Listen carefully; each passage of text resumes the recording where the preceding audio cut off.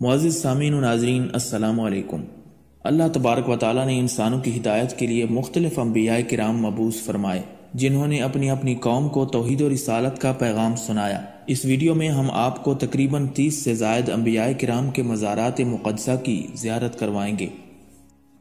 حضرت آدم علیہ السلام کی قبر مبارک کے حوالے سے 3 مختلف مقامات کی نشاندہی کی جاتی ہے، جو یہ ہیں: مکہ مکرمہ میں کوہ ابو قبیس کا مقام، یروشلم اور سری لنکا کا وہ مقام جہاں آپ علیہ السلام جنت سے زمین پر اتارے گئے تھے۔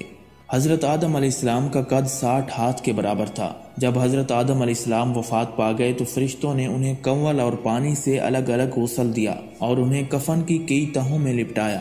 پھر انہوں نے ایک قبر تیار کی اور اسے دفن کیا۔ فرشتوں نے کہا، ان کے بعد بنی آدم کا یہی دستور ہوگا۔ ابن کثیر کے مطابق حضرت آدم علیہ السلام سری لنکا میں جس پہاڑ پر اترے اسی پر دفن ہیں۔ ایک اور قول کے مطابق آپ علیہ السلام مکہ میں کوہ ابو قبیس میں دفن ہیں۔ تاریخ طبری نے بتایا ہے کہ حضرت نوح علیہ السلام حضرت آدم اور حوا کو کشتی پر اپنے ساتھ لے گئے تھے، لیکن پھر ان دونوں کو کوہ ابو قبیس کے غار میں واپس دفن کر دیا جس میں وہ پہلے دفن تھے۔ لبنان میں وادی عبیقہ کے قریب ایک گاؤں کو شیس نام سے پکارا جاتا ہے، کیونکہ اس جگہ کو حضرت شیس علیہ السلام کی تدفین کی جگہ سمجھا جاتا ہے، جو کہ حضرت آدم علیہ السلام کے بیٹے اور دوسرے نبی تھے۔ تدفین کے مقام پر ایک مسجد بنائی گئی تھی اور اس مسجد کے اندر حضرت شیس علیہ السلام کی قبر مبارک موجود ہے۔ اس کے علاوہ ایک روایت کے مطابق حضرت شیس علیہ السلام کی قبر کو فلسطینی گاؤں بشیت میں رکھا گیا ہے، اور اسی طرح عراق کے شہر موصل میں بھی آپ سے منسوب ایک مقام موجود ہے۔ حضرت حابیل بن آدم علیہ السلام کا مزار مبارک دمشق کے مغرب میں وادی براد میں واقع ہے۔ اس مسجد میں حابیل ابن آدم کی قبر ہے۔ یہ مسجد عثمانی ولی عہد احمد پاشا نے 1599 میں تعمیر کروائی تھی۔ کہا جاتا ہے کہ اس مسجد میں 40 محراب ہیں۔ حضرت حابیل کو اس کے بھائی قابیل نے قتل کر دیا تھا، جسے انسانی تاریخ کا پہلا قتل کہا جاتا ہے۔ حضرت ادریس علیہ السلام کی خواہش کے مطابق اللہ تعالیٰ نے ان کو آسمان پر اٹھا لیا اور انہیں جنت کی سیر بھی کروائی گئی۔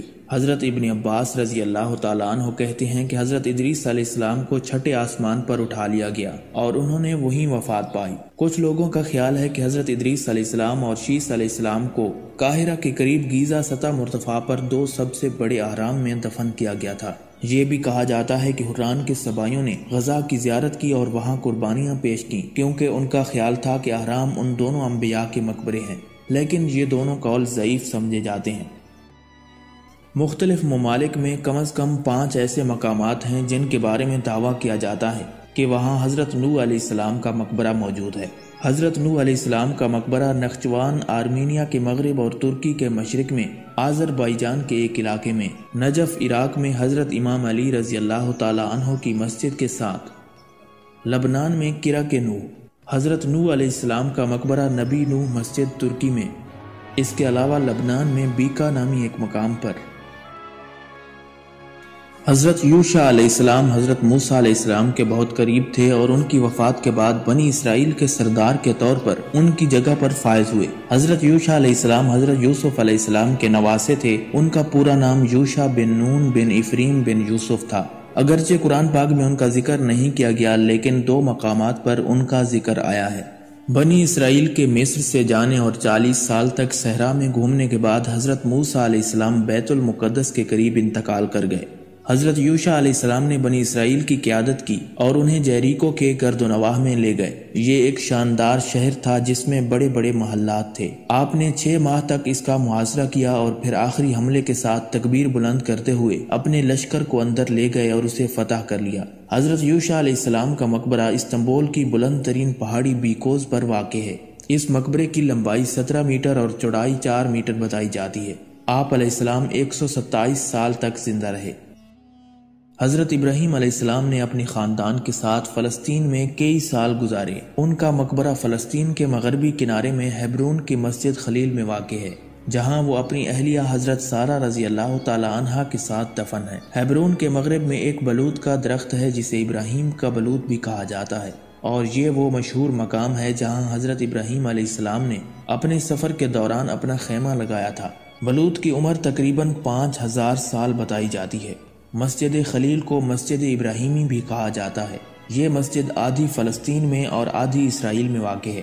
اس مسجد کے دو حصے ہیں، ایک مسلمانوں کے لیے اور دوسرا یہودیوں کے لیے۔ اس مسجد میں 4 انبیاء کرام کے مزارات واقع ہیں۔ ہیبرون میں واقع مسجد ابراہیم کو وہ زمین سمجھا جاتا ہے جو حضرت ابراہیم علیہ السلام نے خریدی تھی۔ جب آپ کی اہلیہ حضرت سارہ کا انتقال ہو گیا تو آپ نے اسے خاندانی قبرستان بنانے کا فیصلہ کیا۔ حضرت اسحاق علیہ السلام حضرت ابراہیم علیہ السلام اور حضرت سارہ کے سب سے چھوٹے بیٹے تھے۔ قرآن مجید میں ان کا ذکر 17 بار آیا ہے اور ان کی پیدائش نیک جوڑے کے ہاں اس وقت ہوئی جب وہ بڑھاپے میں تھے۔ حضرت اسحاق علیہ السلام اور ان کی بیوی کو ایک دوسرے کے قریب دفن کیا گیا تھا۔ حضرت یعقوب علیہ السلام اور ان کی اہلیہ کا مقبرہ بھی اسی مقام پر مسجد خلیل میں واقع ہے۔ حضرت یعقوب علیہ السلام کے مقبرے میں داخل ہونے کے لیے ہرے دروازے سے جانا پڑتا ہے جو یہودیوں کی طرف واقع ہے۔ حضرت یعقوب علیہ السلام کی 2 بیویاں اور 12 بیٹے تھے۔ ان کا انتقال تو مصر میں ہوا، لیکن ان کی وصیت کے مطابق انہیں ہیبرون میں ان کی زوجہ لیہ رضی اللہ تعالیٰ عنہ کے پاس دفن کیا گیا۔ حضرت یعقوب علیہ السلام کے سب سے چھوٹے بیٹے حضرت یوسف علیہ السلام اللہ تعالیٰ کے پیارے نبی تھے۔ قرآن مجید کی ایک سورہ ان کے نام پر نازل کی گئی۔ انہیں اپنے والد کے قریب دفن کیا گیا اور ان کی قبر یہودیوں کے علاقے کی طرف موجود ہے۔ اللہ تعالیٰ نے حضرت اسماعیل علیہ السلام کو عمالیکیون اور یمن کے قبائل کی طرف نبی بنا کر بھیجا۔ حضرت اسماعیل علیہ السلام 137 سال تک زندہ رہے اور الحجر میں اپنی والدہ حضرت ہاجرہ رضی اللہ تعالی عنہا کی قبر کے ساتھ دفن ہوئے۔ حضرت ابراہیم علیہ السلام اپنی 3 نسلوں کے ساتھ ہیبرون میں واقع مسجد خلیل میں مدفون ہیں۔ حضرت ابراہیم علیہ السلام، ان کے بیٹے اسحاق، ان کے بیٹے یعقوب، ان کے بیٹے یوسف علیہ السلام اپنی ازواج مطہرات کے ساتھ اس مسجد خلیل میں مدفون ہیں۔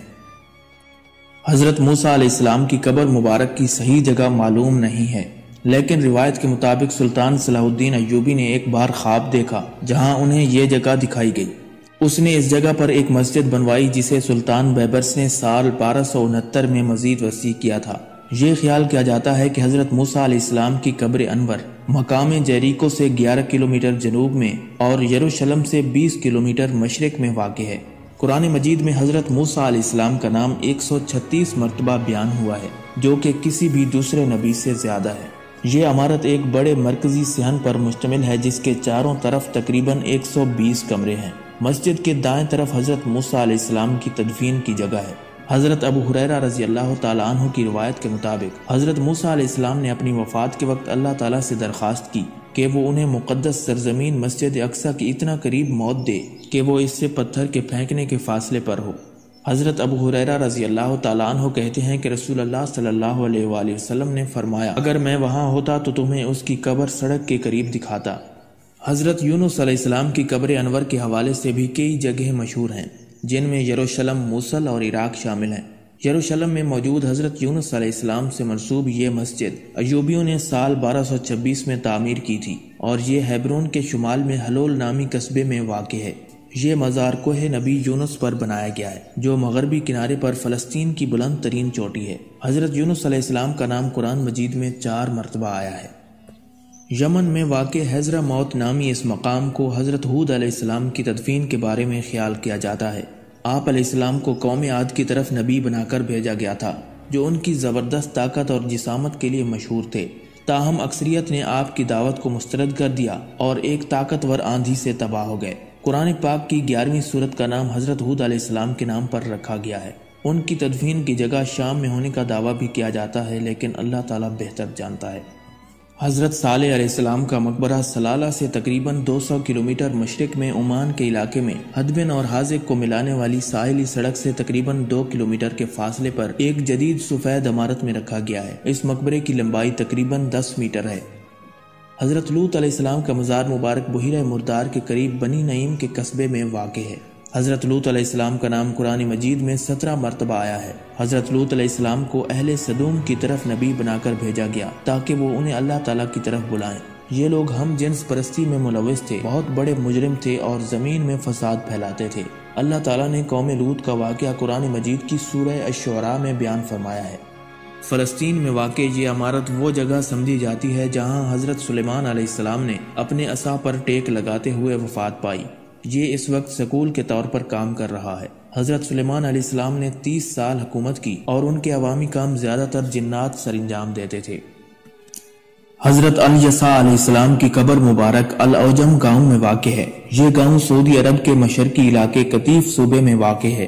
30 سال قبل بھی لوگ اس قبر انور کی زیارت کے لیے آتے تھے، لیکن قبر پر بنائی گئی مسجد کو سعودی حکام نے اس لیے ہٹا دیا تھا کیونکہ یہ سعودی عرب کے سرکاری مذہبی قانون کے خلاف تھی۔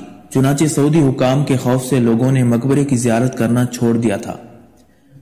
دمشق میں اموی مسجد میں ایک چھوٹا سا مزار ہے جسے حضرت یحییٰ علیہ السلام سے منسوب کیا جاتا ہے۔ حضرت دانیال علیہ السلام کا مقبرہ ایران کے شہر سوسا میں واقع ہے اور ایک مشہور جگہ ہے۔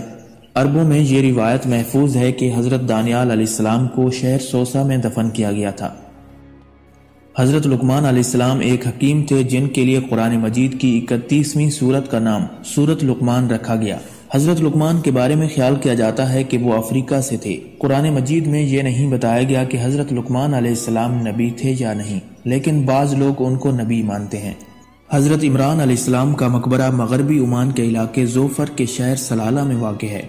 اس مقبرے کی لمبائی تقریباً 33 میٹر ہے۔ کچھ لوگوں کا خیال ہے کہ حضرت عمران علیہ السلام ایک مقامی عربی نبی تھا، اور دوسروں کا خیال ہے کہ یہ نام قرآن میں مذکور حضرت عیسیٰ علیہ السلام کی والدہ حضرت مریم کے والد کا ہے۔ حضرت ایوب علیہ السلام کا مقبرہ سلالہ شہر کے مغربی جانب خوبصورت القرا پہاڑوں میں واقع ہے۔ یہ عمان میں واقع پیغمبروں کے مقبروں میں سے ایک ہے اور سلالہ میں سب سے زیادہ زیارت کی جانے والی قبر ہے۔ حضرت ایوب علیہ السلام کا مقبرہ سلالہ شہر سے 27 کلومیٹر کے فاصلے پر بیت زربیج میں واقع ہے۔ حضرت شعیب علیہ السلام کی ایک قبر اردن کے علاقے وادی شعیب میں واقع ہے۔ اس کے علاوہ جزیرہ سینائی اور فلسطین میں واقع دیگر مقامات بھی حضرت شعیب علیہ السلام سے منسوب ہیں۔ ایران کے جنوب مغرب میں ایک مقبرہ موجود ہے جسے حضرت شعیب علیہ السلام کی قبر کے طور پر درج کیا گیا ہے۔ حضرت ذوالکفل علیہ السلام کا مقبرہ عراق میں واقع ہے۔ آج یہ النخائلہ مسجد کمپلیکس کا حصہ ہے۔ حضرت ہارون علیہ السلام جو حضرت موسیٰ علیہ السلام کے بھائی تھے، یہ ان کی قبر ہے جو پیٹرا کی وادی کے قریب پہاڑ ہور کی چوٹی پر واقع ہے۔ اسے 13ویں صدی میں مملوک سلطان النصیر محمد نے بنایا تھا۔ جب موسیٰ علیہ السلام کو اللہ تعالیٰ نے فرعون کے پاس جانے کا حکم دیا تو انہوں نے اپنے بھائی ہارون کو نبوت عطا کرنے کی دعا کی تاکہ وہ ان کی مدد کر سکیں۔ اللہ تعالیٰ نے اس دعا کو قرآن پاک کی سورہ طٰہٰ میں نقل فرمایا ہے۔ حضرت ہارون علیہ السلام ایک ہونہار مقرر تھے اور اکثر موسیٰ علیہ السلام کے لیے بولتے تھے کیونکہ حضرت موسیٰ علیہ السلام کی زبان میں لکنت تھی۔ حضرت ہارون علیہ السلام کی عمر 122 سال بتائی جاتی ہے۔ حضرت داؤد علیہ السلام حضرت سلیمان علیہ السلام کے والد تھے۔ آپ کا نام قرآن پاک میں 16 مرتبہ آیا ہے۔ حضرت داؤد علیہ السلام نے بنی اسرائیل پر 40 سال حکومت کی، 7 سال ہیبرون میں اور 33 سال یروشلم میں، جو شہر داؤد کے نام سے مشہور ہوا۔ حضرت داؤد علیہ السلام وہ پہلے شخص تھے جو لوہے سے زرہ تیار کرنے میں ماہر تھے۔ رسول اللہ صلی اللہ علیہ وآلہ وسلم نے فرمایا، اللہ کے نزدیک سب سے زیادہ پسندیدہ نماز داؤد علیہ السلام کی نماز ہے، اور اللہ کے نزدیک روزوں میں سب سے زیادہ محبوب روزہ داؤد کا ہے۔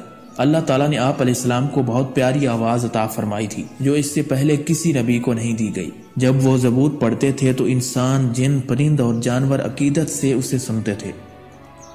حضرت زکریا علیہ السلام حضرت یحییٰ علیہ السلام کے والد تھے۔